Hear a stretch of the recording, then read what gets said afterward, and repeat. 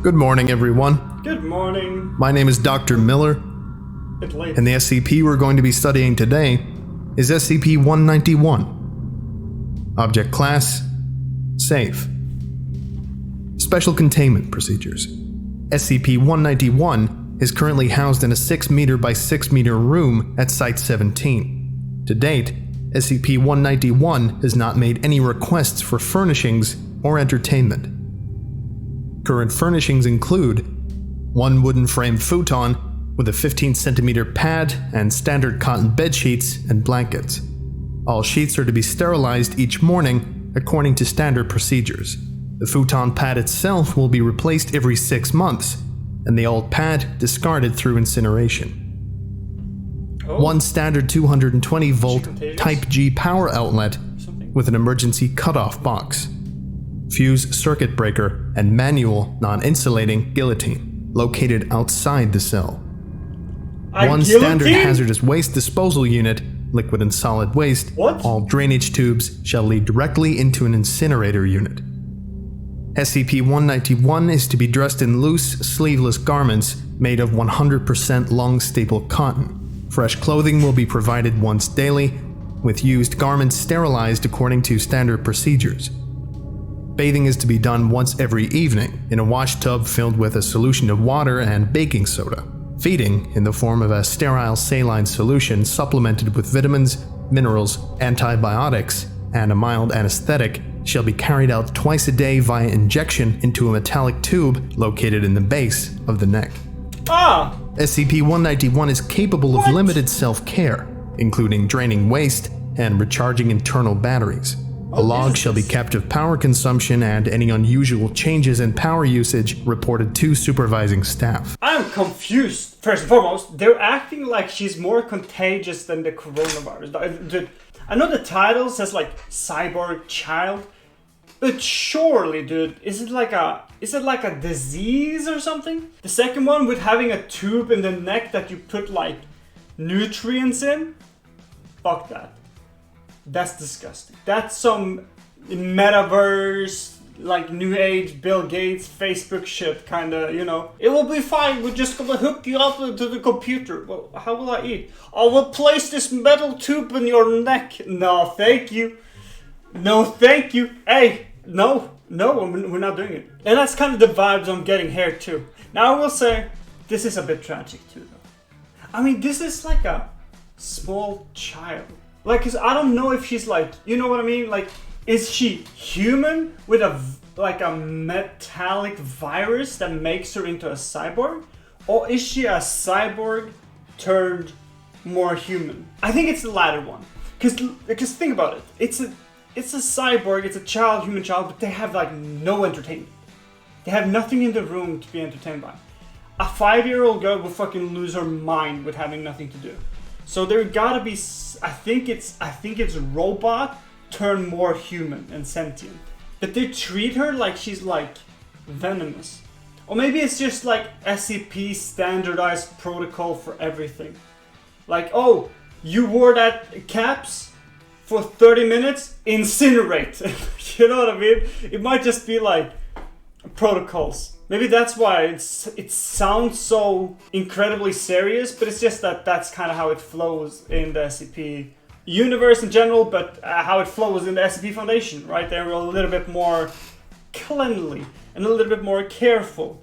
And, you know, I guess dealing with multiple anomalous diseases and stuff kind of makes you like, no, burn everything. Which, I mean, look, I can be sympathetic towards that. I mean, let's be honest. Daily inspections for injury should be carried out after bathing. Should SCP-191 require medical care, refer to documents 191 Alpha, Special Medical Needs, and 191 Alpha Supplemental, Repair of Non-Biological Components, before administering care. What? At least 2 armed guards are to be present in the room at any time that personnel have had contact with SCP-191. Although a translucent screen may be utilized for privacy purposes. Standard anti-computer countermeasures are ineffective, as SCP-191's components have been hardened against electromagnetic pulse, EMP. Oh, immune Description. to EMP? SCP-191 is a female human child, approximately 9 years old. It is believed to have been a test subject of several experimental surgeries performed by the late Dr. Sorry, my fucking... I said oven, I meant like this thing. I didn't mean oven, I meant like the warmer. I don't know, the heater. But that means that, okay, so we got some answers already. It's a victim of like some like terrible surgery by some crazy ass doctor. Brilliant. I mean, that's like, I mean, okay, look, not brilliant, but you know what I mean, like interesting. We'll go with interesting. It's interesting. 1. 80% of the left half of the face and skull have been removed, with the eye and ear replaced by a complex transceiver system that allows it to receive and transmit not only visual and auditory input, but a wider spectrum of electromagnetic radiation ranging from low-frequency radio to high-energy gamma rays. The lower jaw, teeth, and larynx have been removed and replaced with... The esophagus has been rerouted to an artificial orifice at the back of the neck, feeding tube, and the trachea rerouted directly to an air filtration device. Due to these alterations, SCP-191 is incapable of speech, although it has been reported occasionally vocalizing distress through rapid respiration. Oh no. Number 2. An input-output device has been placed into the right forearm, replacing the radius and ulna bones. The device contains interfaces for a variety of modern and obsolete formats, including USB, Ethernet, Firewire, and DIN 8-pin, as well as 7 other interfaces corresponding to no known formats. The device can be accessed by pulling back the skin over the right arm like a shirt sleeve. Number 3. A 24-core processor array has been implanted in the brain, which translates input from all artificial components, essentially allowing SCP-191 to read and write computer data without the use of an external interface.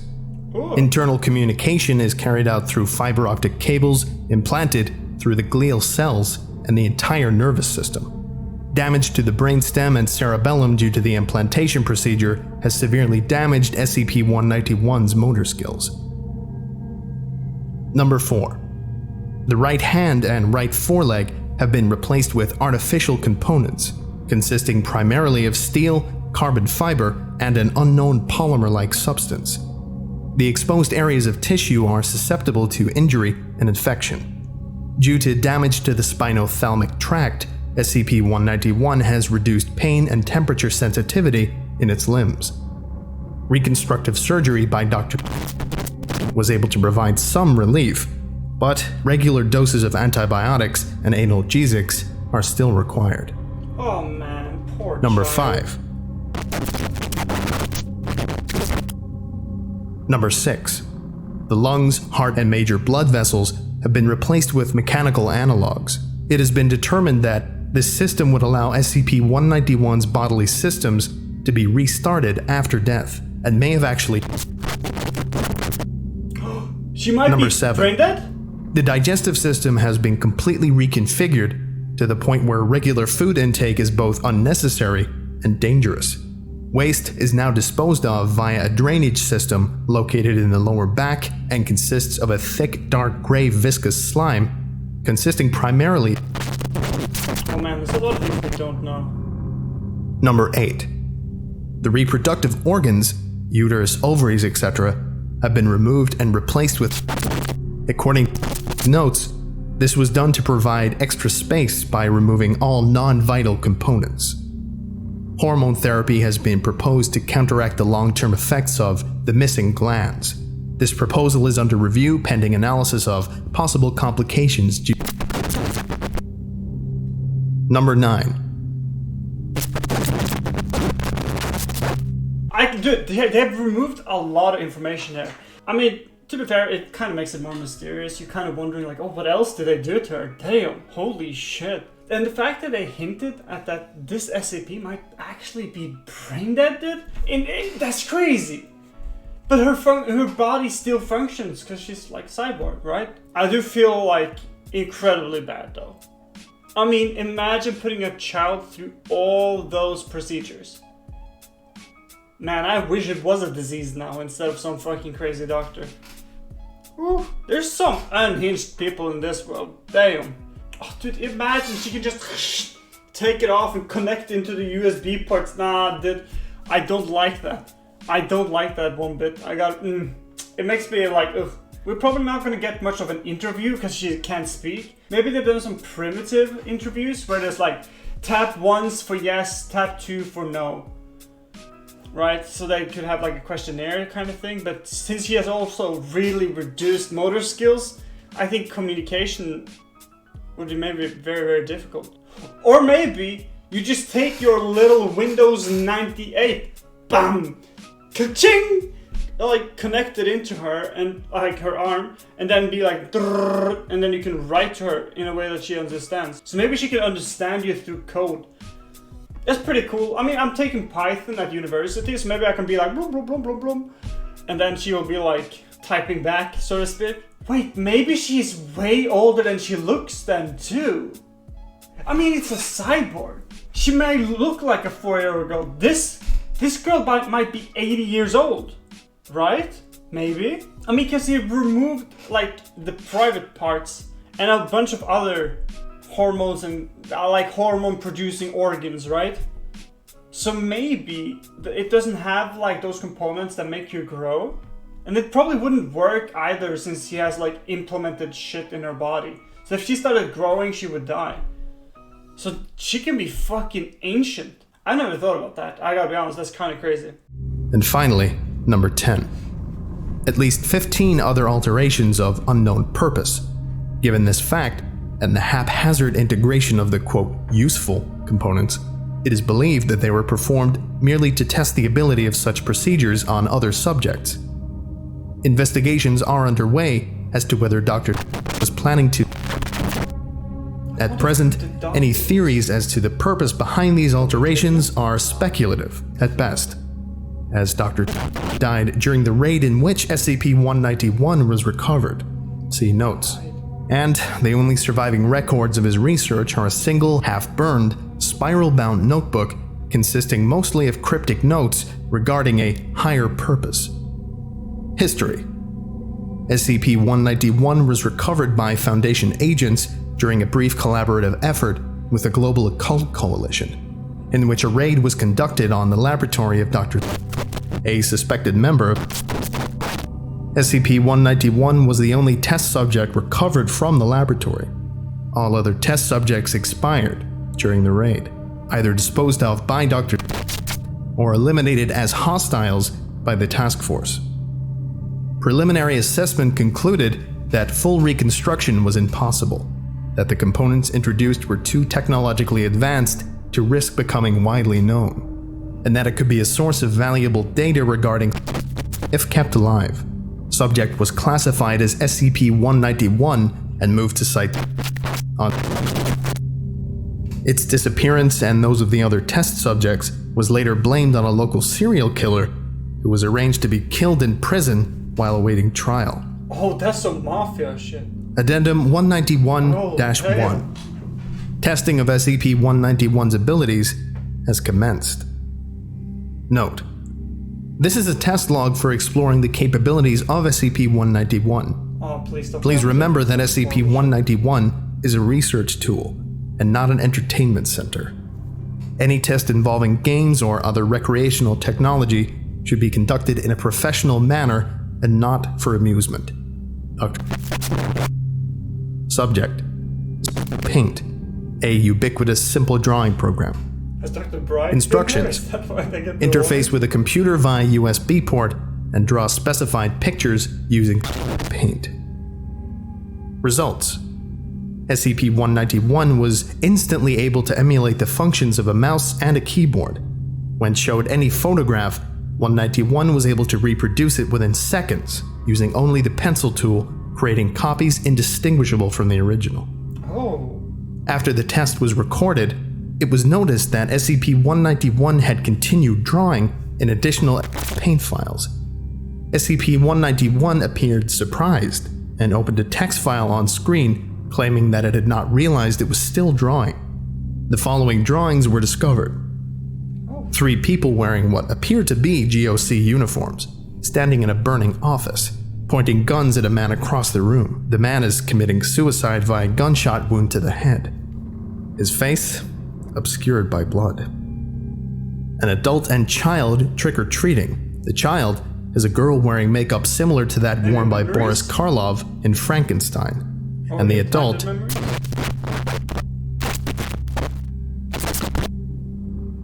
Next test. Subject: the video game. Instructions: attempt to emulate the functions of a Wiimote and play a video game. Result: test began poorly, as SCP-191's impaired motor skills caused it to snap the disc in two before it could place it in the console. SCP-191 became distressed. It then stared at the disc, and the red light from its eye changed to green for a moment. When Dr. returned with a fresh disc, less than 2 minutes had passed, the game was already running on the machine. Dr. inquired as to how that had happened, and a message appeared on the screen saying, "I looked at the ones and zeros, and I loaded those in. I'm sorry, I know I'm not supposed to do it this way, but I didn't want you to waste a disc. Please don't be angry." SCP-191 still seemed fearful of reprimand, even after being reassured that it was doing excellently. SCP-191 made a perfect run-through of the game, despite the fact that it did not make any physical movements consistent with the Wii controls. And the last test. What? Subject: She hacked it. a well-known video effects program. Interesting. A 40-second video file from a security camera located in the employee cafeteria. Instructions: perform a series of video enhancement techniques used by forensic detectives on the popular television drama. Techniques that cannot actually be done in reality. Number 1. Zoom and enhance. SCP-191 was instructed to zoom in on the window over the parking lot and read the license plates on the cars, which were illegible from this distance. The actual license plates had been photographed for reference. Number 2. Uncrop. SCP-191 was asked to shrink the video by 100 pixels on every side, and fill in the blank space with what it believed the rest of the cafeteria looked like. Again, the data was not actually available in the video. And number 3. Rotate camera. SCP-191 was informed of the exact location and angle of the other security camera in the cafeteria, and asked to render the scene as viewed from that angle, filling in the parts that the current camera did not see. The actual footage from the second camera was requisitioned and held for reference. Result: SCP-191 could not understand the instructions at first. Dr. had to provide a lengthy explanation and then stand behind SCP-191 and give it instructions one step at a time. It was several minutes before the test could even begin.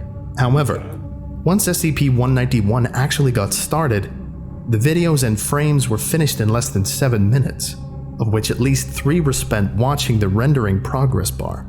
Essentially, the world's best YouTube editor, and I want to hire her right now. I'm not gonna lie. She can actually manipulate videos and create exactly what you need and want in a video. I mean, what more could you ever ask for in an editor? Let's be honest, that's brilliant. Number 1. Zoom and enhance test. SCP-191 successfully rendered close-ups of the license plates, complete with photorealistic scratches and dents. However, the plates were found not to match the license plates on the vehicles. SCP-191 typed, "The data wasn't there, so I had to guess." Number 2. Uncrop test. SCP-191 expanded the video canvas and filling in what was in the blank space, rendering the extra image seamlessly.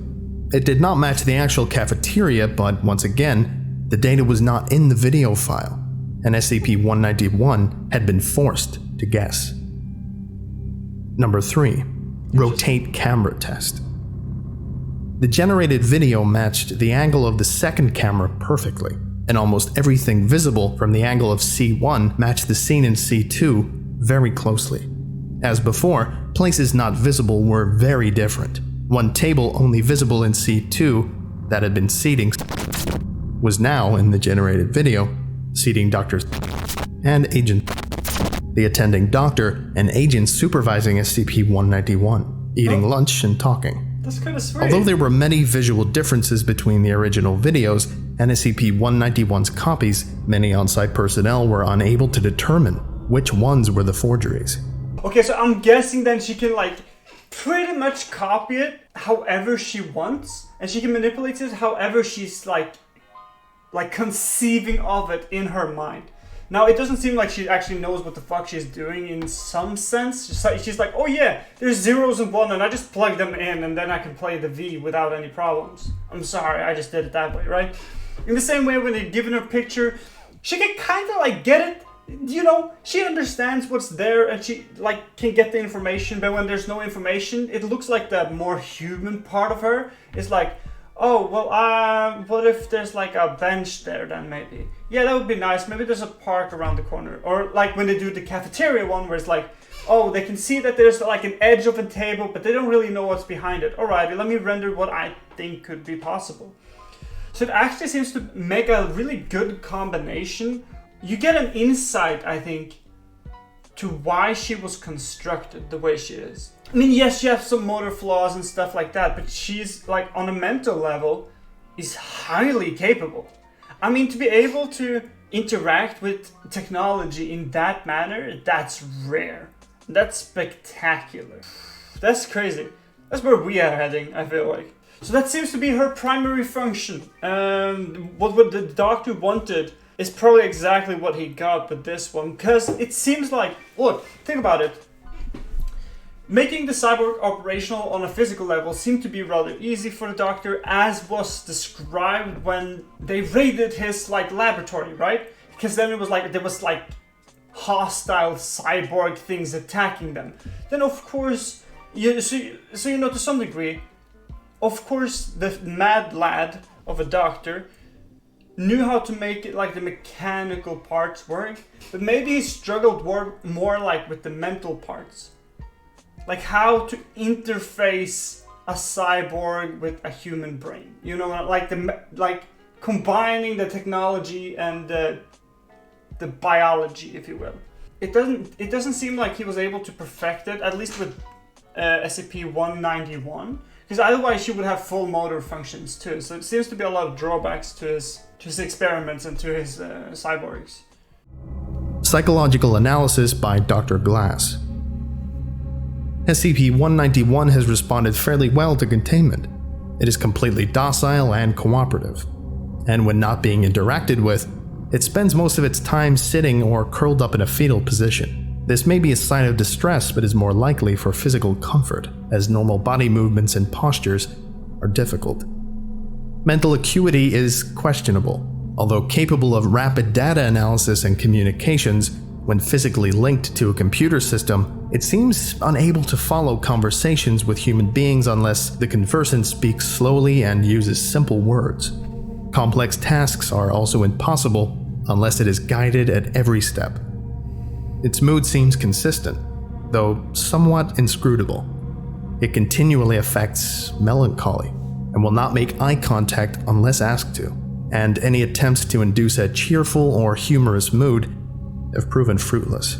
However, it shows no signs of ongoing mental distress and claims through a computer interface that it is feeling well. You should introduce to date, SCP-191 has not requested access to or any information about any acquaintance it had before its abduction.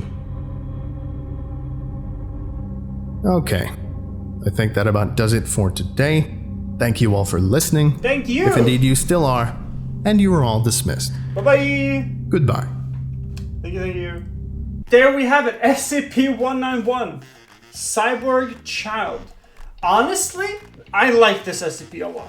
Yes, it's horrible, it's tragic, you know, we're talking about a little girl who's been traumatically altered for the rest of her, permanently, obviously, but to a degree that is very inhuman. It's simple, it's plain, it's not like, it's like, you know what it's like It's like a Coca-Cola when it's hot outside, like a glass bottle Coca-Cola. Personally, I don't really drink much soda, but when I do, glass bottle Coca-Cola in the heat, I'm just saying, right? And that's kind of how I feel about the SCP-2. It's like a good SCP. It's simple, straightforward, but it's still unique enough and intriguing enough with enough backstory and enough detail and depth, as well as enough mystery so you don't get the entire picture. But to the point where it's like pretty good. I would call this a more like a standard SCP, if we can call it that, but I really liked it. I really liked it. Oh, one thing before we end. Next video, we're gonna watch Lord Blackwood. Astronaut? Or something like that. I was supposed to react it today, but I kind of ran out of time, and I need like a good 1.5 hours of free time to be able to react it, and I only have like an hour today, so unfortunately. Hopefully I'm going to try to react it tomorrow if I have more time, but if not, we'll figure out something else. Anyways, see ya.